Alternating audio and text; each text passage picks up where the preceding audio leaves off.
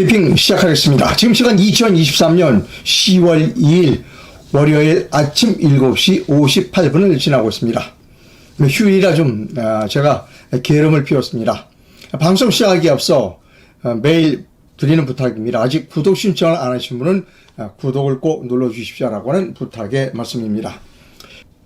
오늘 방송 제목은 여러분께 보여드립니다. 북한은 핵을 먼저 쏘고 전쟁을 시작한다. 윤석열의 방어 전략은 비현실적이다. 이것이 오늘 아침 뉴스 브리핑의 제목입니다.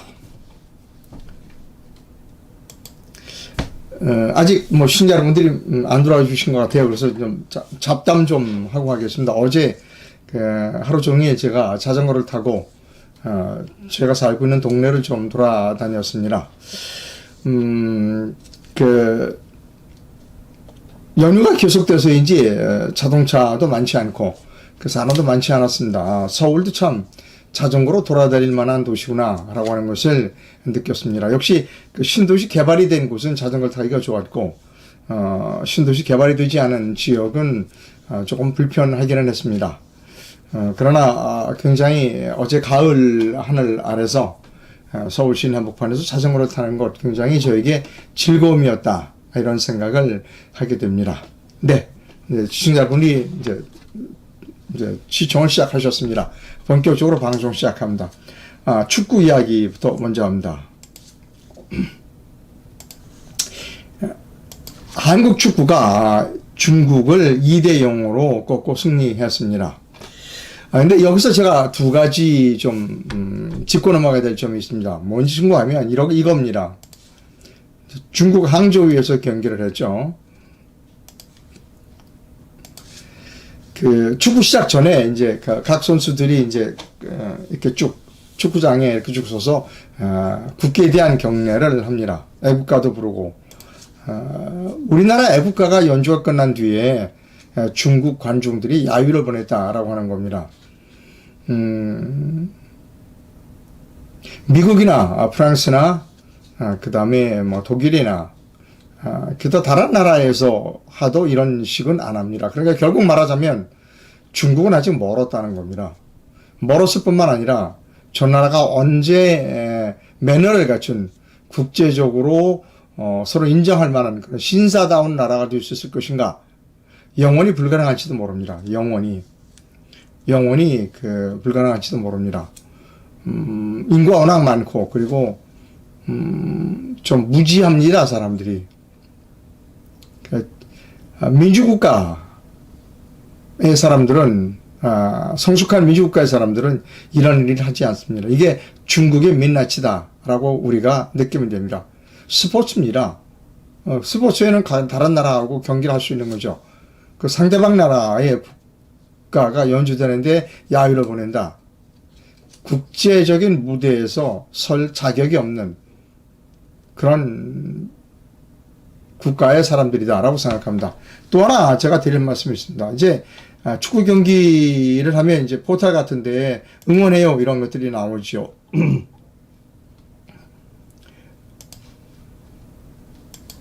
제목을 먼저 읽어야 됩니다. 한국 포털 맞아?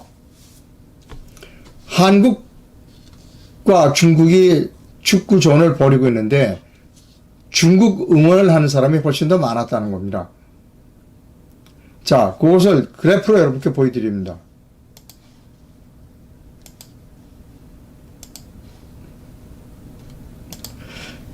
자, 이제 2대0으로 한국이 이기고 있었습니다.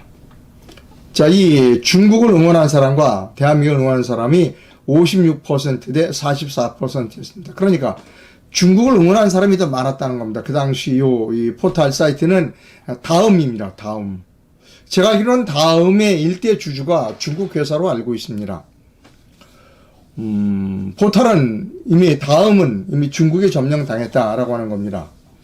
그리고 그동안 우리가 선거라든지 이럴 때 중국 사람들이 자기들 편리하게 한국의 선거에 개입했을 가능성이 상당히 많습니다. 앞으로도 중국은 우리나라 정치에 개입할 가능성이 상당히 높다라고 하는 점에 있어서 사태의 심각성이 있다라는 겁니다. 네이버는 이러진 않았습니다. 그러나 다음에서 이런 현상이 일어났습니다. 중국을 응원한 사람이 더 많다? 글쎄, 이거는 우리가 좀 심각하게 고려해 볼 만한 뉴스다라고 생각을 합니다. 자, 다음 뉴스입니다.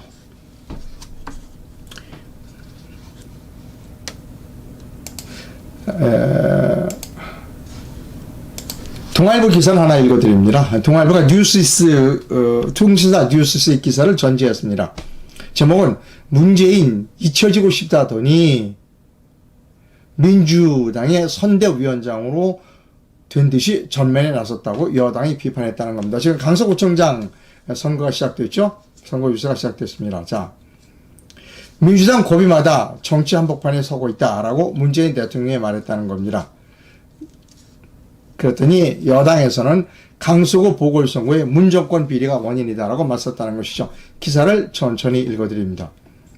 국민의힘은 1일 문재인 전 대통령을 향해 강서구청장 선거를 앞두고도 더불어민주당 선대위원장이라도 된 듯 전면에 나서고 있다고 말했습니다. 장동혁 국민의힘 원내대변인은 논평을 통해서 이렇게 말했습니다. 잊혀지고 싶다는 TMC를 남겼던 문재인 전 대통령 기사가 하루가 멀다고 전해지고 있다. 절망을 남기고도 잊혀지고 싶다던 전직 대통령이 더불어민주당이 고비마다 정치의 한복판에 서 있다고 비판했습니다. 장원장 원내대변인은 이렇게 또 말했습니다. 문 전 대통령은 더불어민주당 홍익표 신임 원내대표와의 통화에서 내년 총선 승리의 기틀을 마련해 국민께 희망을 드리길 바란다고 밝혔습니다. 자, 여기까지만 제가 읽어드립니다. 우리가 문재인 대통령이 투임할 때 그렇죠. 잊혀진 사람이 되고 싶다. 잊혀진 삶을 살고 싶다라고 말했습니다. 이 양산으로 내려가고 난 뒤에 과연 이 사람이 잊혀진 삶을 살고 싶은 사람인가? 아니라는 겁니다. 이 사람은 현실 정치를 하고 싶은 사람, 현실 정치에 깊숙이 발을 담그고 빠져나오고 싶지 않은 사람이 문재인이다라고 하는 생각을 하게 됩니다. 최보식의 언론에 이런 그 기사가 있습니다. 여러분께 소개해 드리는 것이 이 의미가 있을 것 같아서 소개해 드립니다. 최보식 언론이라고 하는 매체에 전 동아일보 편집국장이신 최영훈 씨가 기고를 한 글입니다. 제목은 윤석열, 이재명, 문재인의 삼각관계 그리고 문재인의 대권 재도전설이라는 제목입니다. 말인즉 헌정사 초유의 전임 대통령이 대권 재도전을 문재인이 감행할 수 있다는 뜻이다는 부제가 더 있습니다. 나는 이번은 동아일보 전 편집국장이십니다. 나는 문재인과 딱 한 번 단둘이서 술잔을 기울였다. 동아일보 편집국장 때이다. 마신 술의 양은 제법 되는 것 같다. 그러나 나는 그에게 질문만 했다. 내가 대답을 하면 말꼬리를 주사합니다. 제가 잘못 읽었습니다. 그러나 그는 나에게 질문만 했다. 기자인 나에게 질문했다는 겁니다. 문재인이. 그러나 그는 나에게 질문만 했다. 내가 대답을 하면 말꼬리를 잡아 다시 보충 질문을 문재인이 했다. 내가 질문하려는 걸 이런 식으로 막은 셈이다. 문재인은 자신의 속내를 털어놓지 않으려는 거다. 내가 느꼈다. 아, 문재인은 이런 사람이구나 라고 하는 겁니다. 이 뒤에 기사는 제가 읽어드리지 않겠습니다. 유력 일간지 편집국장이 문재인과 예전에 술을 좀 많이 마셨다. 근데 술을 마시면서 느낀 건 뭐냐면 이 사람은 절대 자신의 속내를 말하는 사람이 아니구나 라고 하는 걸 느꼈다는 겁니다. 그래서 지금 이 사람이 이럴 수도 있다는 겁니다. 아, 저 사람이 문재인 뒤에 또다시 대통령이 나올 가능성이 있다라고 하는 이야기가 돌아다닌다는 겁니다. 물론 그 최영원 전 동아일보 국장은 자기가 이렇게 제목을 붙였지만 설마 그런 일이 있겠느냐라고 결론을 내고 있습니다. 그러나 저는 이것이 결코 실현되지 않는다라고 말할 수 없다는 겁니다. 지금 문재인이 하고 있는 행동을 보면 충분히 저 사람은 윤석열 뒤에 다시 대통령 후보로 출마할 가능성이 있는 사람이다 라고 하는 것이 제 견해입니다. 하고 있는 것을 보면 알잖아요. 지지고 싶은 사람이 그래 양산에 경호원을 70명씩이나 데리고 가가지고 거기서 또 책장수를 하고 뭐 세를 규합을 하고 절대 가만히 있을 사람이 아니다는 겁니다. 자, 다음 뉴스 가겠습니다.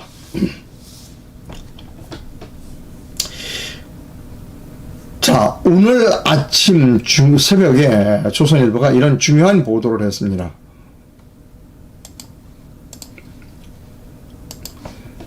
유영원 군사전문기자가 오늘 새벽 5시 50분에 쓴 기사입니다. 제목은 이겁니다. 미국이 이렇게 말했다는 겁니다. 북한이 전쟁 초기에 핵을 쓸 수도 있다. 그래서 유영원 군사전문기자의 걱정은 우리 대응은 여전히 협상과 압박뿐이다는 걱정입니다. 기사를 읽어드립니다. 부제가 있습니다. 협상과 압박으로 북한의 비핵화 추진하는 한미 정책은 비현실적이다는 부제가 있습니다. 읽어드립니다. 북한이 고도한 핵미사일 위협은 미 국방부가 지난달 말 9년 만에 발간한 2020년 WMD 대응 전략에서도 잘 나타난다. 미 국방부 이번 보고서에서 북한이 유사시 마지막 단계에서 2판 4판식으로 핵을 쓰는 것이 아니라 지금까지는 그랬죠. 북한이 전쟁하다 몰리면 2판 4판식으로 핵을 쓸 것이다. 이게 아니라는 겁니다. 이제 북한은 전쟁 초기 단계에서 미리 핵을 쏘고 전쟁을 할 수 있다는 겁니다. 어디에 나와 있다? 지난달 말 9년 만에 발간한 2023 WMD 대응, 이거 미국 보고서입니다. 예, 나와 있어요. 어떻다? 전쟁 끝에 마지막 단계에서 2판 10판식으로 핵을 쓰는 것이나 전쟁 초기에 핵을 쏘고 시작할 수 있다 하는 것이 미국 보고서에 나와 있다는 겁니다.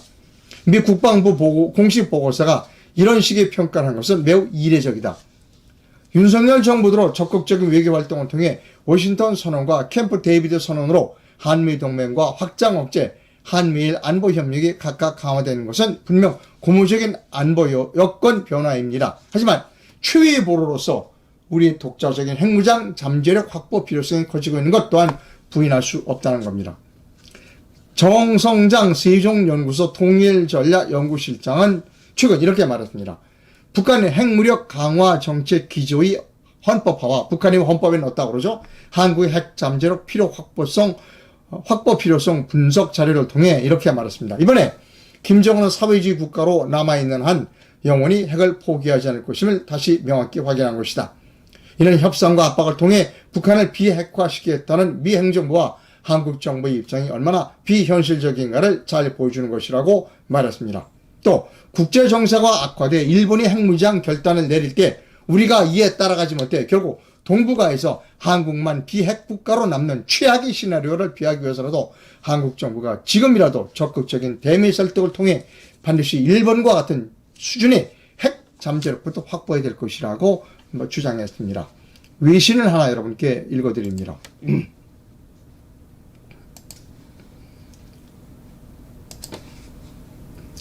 동아일보 이세용 전 카이로 특파원이 쓴 기사입니다. 제목은 빈 살만, 사우디 왕세자죠. 빈 살만이 핵무장을 발언했다는 겁니다. 사우디 왕세가 이렇게 말했습니다. 이란이 핵무기를 가지면 우리도 가져야 한다는 겁니다. 이건 이미 수일 전에 보도된 겁니다. 우리도 핵무장을 갖겠다, 사우디가 하는 겁니다. 이란이 핵무장을 가면 우리도 즉각 핵무장을 가겠다. 그러면 이미 우리는 오래전부터 북한이 핵무장을 했어요. 그러면 당연히 우리도 핵무장을 했었어야 되는 겁니다. 아마 핵실험을 한 게 노무현 대통령 때일 겁니다. 즉각 핵무장을 했었어야 됩니다. 노무현 대통령 때. 그렇지 않은 것이 잘못입니다. 이제라도 우리는 핵무장을 해야 한다는 겁니다. 그럼에도 불구하고 윤석열 대통령의 방어 전략은 현실성이 없습니다. 윤석열 대통령은 여러 차례 미국의 바이든 대통령과 만나서 여러 가지 한미 동맹의 강화 이런 것들을 논의했습니다. 그러나 잘못된 것이라고 저는 여러 번 말씀드렸습니다. 북한의 핵이 한국을 넘어 들어온 데는 4분에서 5분 정도밖에 안 걸릴 일입니다.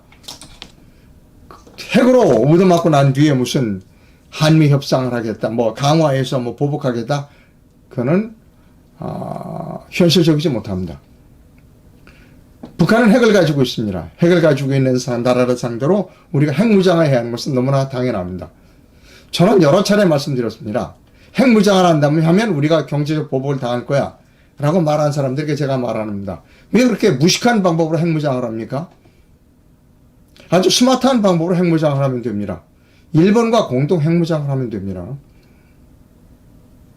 왜 꼭 우리가 그냥 어느 날 갑자기 짠! 핵실험을 하자? 그거 아니라는 겁니다, 저는 일본과 협의를 해서, 자, 일본과 한국이 공동으로 핵무장을 하고, 그리고 미국이 뒷받침해주는 그런 매우 합리적이고 국제적으로 용인된 방법의 핵무장을 하자는 것이 제 주장입니다. 지금 미국의 트럼프 인기가 대단하다고 합니다. 아마 다음번 대선에서 트럼프가 승리할지도 모릅니다. 트럼프는 지난 대선 후보였을 때 한국을 왜 핵무장을 안 시켜주느냐, 핵무장을 한다라고 주장한 사람이 트럼프 그때 후보였습니다. 한국의 핵무장 안 하겠다고 발버둥 친 사람이 문재인입니다. 아마 문재인이가 그때 한국 핵무장 하겠다고 했었으면 우리는 벌써 트럼프 대통령 때 핵무장을 했을 겁니다. 자, 저는 거듭 말씀드립니다. 우리나라가 핵무장하면 안 돼 라고 말하는 사람들은 생각이 짧은 사람들입니다. 우리는 일본과 공동으로 핵무장을 해야 한다. 합법적이고 합리적으로 해야 한다는 것이지요. 저는 다음 미국 대선에서 트럼프가 당선되기를 개인적으로 희망합니다. 안보를 남에게 의존할 수는 없습니다. 저 사람이 날 때리면 나는 굉장히 아파. 그러나 저 사람이 설마 나를 때리겠어? 라고 하는 것은 바보들이 하는 생각이라는 겁니다. 우리나라에 똑똑한 바보들이 상당히 많이 있습니다. 대표적인 정치인이 원희룡입니다. 원희룡은 지난 대선 경선 과정에서 핵무장에 관해서 전략적 유보성을 가져야 한다는 홍준표 후보를 아주 뭐라 그럴까, 아무것도 모르는 무식한 사람으로 몰아붙였습니다. 이분이 하는 자기가 뭐 최고로 잘합니다 라는 건방을 떠는 사람이 원희룡입니다. 원희룡의 여러 일가 친척이 제주 4.3 사건 때 연루돼서 사망한 사람도 있다고 합니다. 그리고 원희룡은 제주지사 때 제주 4.3 사건을 재조사해야 한다는 특별법을 재빠르게 뛰어다니면서 성사시킨 사람이 원희룡입니다. 더 이상 말씀드리지 않겠습니다. 다음 뉴스 갑니다. 자, 이제 박근혜 전 대통령이 지난주 초에 중앙일보와의 인터뷰를 했습니다. 여러 가지 이제 논의들이 서회에 있습니다. 여기서 아주 잘 정리된 칼럼 하나를 소개합니다. 이분 칼럼은 제가 최근에 여러 번 소개해드렸 분입니다. 그분은 일본에 거주하고 있는 유명한 페이스북 저널리스트입니다. 히로시 가네시로라고 하는 분의 글을 여러분께 천천히 소개해드리겠습니다. 나는 박정희 대통령과 박근혜 대통령이 지지자다.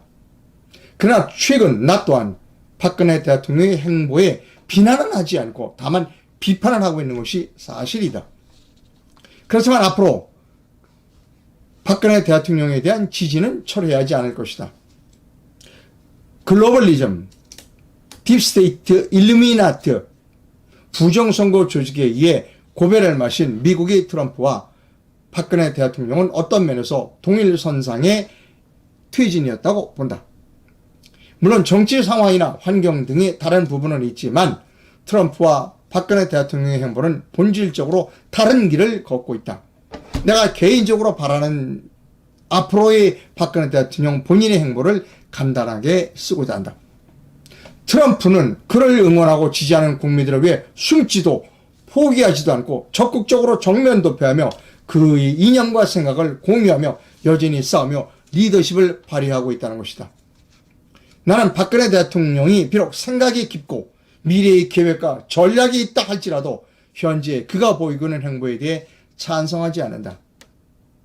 박근혜 대통령은 지금까지 그를 기다려오고 응원해온 지지자들을 위해 아직도 국가 정체성을 회복하는 리더로서 자신감을 가지고 국가를 위해 남은 인생을 희생할 의지가 있다면 이제 당당히 그 무대 위로 올라와 주기를 바랄 뿐이다. 이리저리 재지 말고 현 정부와도 어떤 딜도 없이 순수한 박근혜의 정치 철학으로 트럼프와 같은 방법을 취하는 리더로서 그의 지지자를 위해 복귀해 주기를 부탁한다. 박근혜 대통령은 그나마 지금 이 머무는 그 자리에 올 수 있었던 것도 모두 눈물 흘리며 외치고 희생한 지지자들의 신념과 의지가 있었기 때문이라는 것을 반드시 명심해야 한다. 그 일반 지지자들이야말로 절대 변심하지 않았던 진짜 친박이다. 명예회복을 스스로 하려는 의지가 있어야 하며 그런 의지만 있으면 그 조력자들은 이미 준비가 되어 있다고 본다. 그 조력자와 지지자들 중에 정치적 전략가들이 넘쳐난다. 이것 이외에 정치가 더 무엇이 필요한가? 정치가에게 있어서 지지자들의 영혼에 대한 대가가 바로 국가를 위한 희생일 것이다 라고 하는 견해를 여러분께 읽어드렸습니다.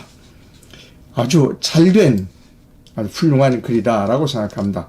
페이스북에 들어가셔서 여러분 히로시 가네시로 그분의 칼럼을 쭉 한번 읽어봐 주시기를 권유드립니다. 자, 다른 뉴스입니다. 연합뉴스에 이런 사진이 올라왔습니다. YTN입니다. YTN에 신입생 포기합니다. 한 지방대학인 것 같아요. 신입생을 포기한다.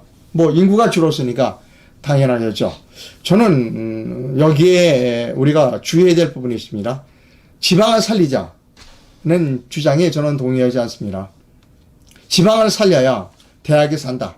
대학을 살리기 위해서 지방을 살리자라는 주장에 절대 동의하지 않습니다. 지금 교육부는 많은 교육부 관리들을 지방으로 내려보내서 지방 살리기에 아주 많은 예산을 쓰고 있는 것으로 알고 있습니다. 올바른 방법이 아닙니다. 저는 지방의 대학은 빨리 망하도록 내버려둬야 한다는 겁니다. 지방 사학이 가지고 있는 그 재산을 빨리 처분해서 교직원들 밀린 인건비 그리고 퇴직금을 지급하고 남은 돈은 사학을 만들었던 재단에서 다시 가져갈 수 있도록 해야 한다는 것입니다. 이걸 질질 끄면 피해자만 늘어납니다. 그 교직원들 월급 밀리고 퇴직금도 못 받고 교직원이니까 아마 교원연금이겠죠. 교원연금도 밀렸겠죠. 이것을 늦추면 안 된다는 겁니다. 이것을 어떻게든지 중앙정부에서 예산을 내려보내고 지방을 살려고 대학을 살리겠다는 멍청한 생각은 제발 하지 않았으면 좋겠다 하는 겁니다. 다음 뉴스입니다. 내일입니다. 내일 오후 2시 서울시의회 본관 앞에서 커다란 시위가 있습니다. 윤석열 대통령이 부정선거를 모를 리가 없다.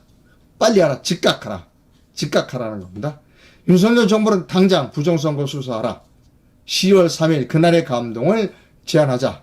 뭉치자 싸우자 얘기자라는 슬로건으로 내일 오후 2시 서울시의회 본관 앞에서 시위가 있습니다. 여러분 많은 참여를 부탁드립니다. 절대로 윤석열 대통령이 4.15 부정선거가 있었다는 사실을 모를 리가 없다는 겁니다. 여러분 그렇게 생각하세요? 윤석열 대통령이 4.15가 부정선거가 아니다 또는 몰랐다고 생각하십니까? 모를 리가 없습니다. 윤석열은 당장 4.15 부정선거를 수사해야 합니다. 지금 봤잖아요. 축구 경기 하는데 중국을 지지하는 지지자가 더 한국 지지자보다 더 많다. 한국 포탈에서. 우리는 취약해요. 그래서 4.15 부정선거 수사하고 그리고 사전선거 폐지하고 전자개표를 사용하지 말아야 합니다. 혹시 내가 거기에 기대성 덕을 보겠다라는 생각을 하면 큰 코 다칠 수 있다는 겁니다. 위험한 일을 하지 않는 게 좋다는 겁니다. 제가 여러 번 말씀드렸습니다. 제가 군에 있을 때 화약 창고 그리고 유류 창고에는 절대로 성냥을 가지고 보초를 쏘지 못하도록 하고 있습니다. 위험한 일은 하지 않는 게 현명한 겁니다.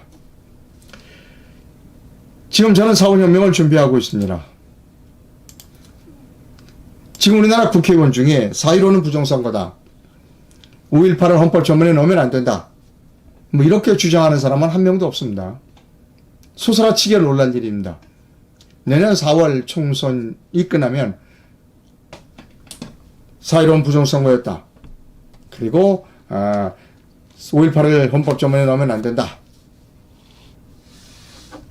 이런 주장을 할 수 있는 국회의원이 많이 생겨야 한다는 것입니다. 근데 지금 현재의 정치체도 양당 체제에서는 불가능하다는 겁니다. 그래서 국회에 들어가서 훌륭히 싸울 수 있는 사람들을 제가 찾아다니면서 내년 4월에 출마하시라는 권유를 하고 있다는 겁니다. 지금 이 전화번호로 저한테 아주 훌륭한 분들을 추천해 주시면 감사하겠습니다. 그리고 정당도 이미 10개, 근 9개 정당, 추세권 10개 정당으로 통폐합이 됩니다. 그리고 아직 드릴 수 없는 추가 내용이 있다는 겁니다. 언젠가 말씀드리겠습니다. 자, 이런 얘기를 해요. 분열하는 거 아니냐. 오케이, 좋습니다. 분열하지 않기 위해서, 그러면 분열하지 않기 위해서 지금 현재 두 당 중에 하나를 찍어준다. 아까도 말씀드렸죠. 4.15는 부정선거다, 5.18 헌법조문에 넣으면 안 된다를 주장하는 사람이 한 사람도 없어. 그 다음에도 내년 4월 10일에도 그런 사람 한 사람도 없어. 그럼 못하러 분열되면 막아야 돼요. 분열은 누가 하느냐? 저 사람들이 하는 거예요. 부정선거 없었다, 5.18 헌법조문에 넣으면 안 된다라고 하는 사람들이 분열주의자예요. 그 사람들이 대한민국을 분열시키는 사람입니다. 이상로가 분열하는 사람이 아니에요, 여러분. 사태의 본질을 정확히 깨두시기 바랍니다. 제가 분열주의자가 아니에요. 저들입니다, 저들. 부정선거 입들 뻥끗 안 하고 5.18 헌법조문에 넣겠다고 하는 사람, 4.3 사건 재심판에서 전부 그 보상 1억씩 보상해 주겠다는 사람, 여주 순천 반란 사건에 그 사람도 보상해 주겠다는 사람, 저 사람들이 분열주의자예요. 왜 제가 이상로가 분열주의자입니까? 아닙니다, 여러분. 자,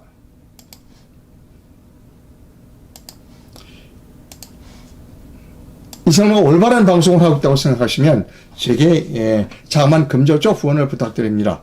해외에서 후원해 주실 분은 페이팔 계좌를, 국내에서 후원해 주실 분은 기업은행 계좌를 이용해 주실 수 있습니다. 회원 가입은 영상 하단에서 해 주실 수 있습니다. 댓글이 들어와 있는지를 살펴보도록 하겠습니다.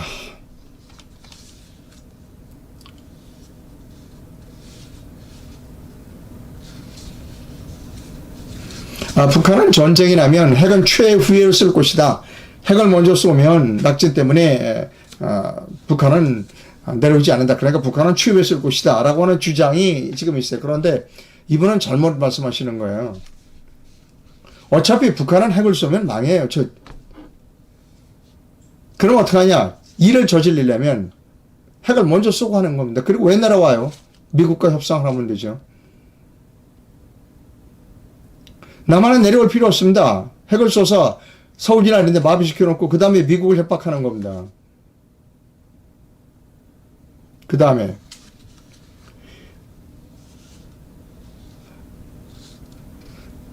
현무 미사일로 핵시설 선제 타격만이 답이다. 이거 갖고는 안 돼요. 미사일로 모든 걸 다 선제 타격한다는 것도 지하에서 나와서 쏘면 방법이 없어요. 결국은 우리가 핵을 가져야만이 정답입니다. 여러분 왜 핵을 갖기를 그렇게 싫어하세요? 망국의 지름길, 부정선거를 예방하고 적발하기 위해서는 종이투표지 현장 개표와 여론조사 현장 수개표, 사전투표 페이지, 투표소와 투표소 수개표, 함께 위변조가 쉬운 투표용지 개선이 중요합니다. 네. 다음이 이미 중국에 점령한 건 10년이 넘었다는 겁니다. 이거 위험한 일입니다. 아니 왜 이렇게 위험한 줄 알면서 위험한 일을 해요? 이게 중국은 전 세계에서 선거에 개입했어요. 우리나라 선거 이거 아무것도 아니죠. 뭐 식은 죽 먹기입니다. 지금 중국 사람 한국에 엄청나게 많이 들어와 있어요. 다음은 벌써 중국이 점령당했어요. 어제 봤잖아요. 축구선수 중국 응원하는 게 더 많은 거. 그럼 사전투표 폐지하고 전자개표기 사용을 말아야죠. 왜 위험한 짓을 하나요?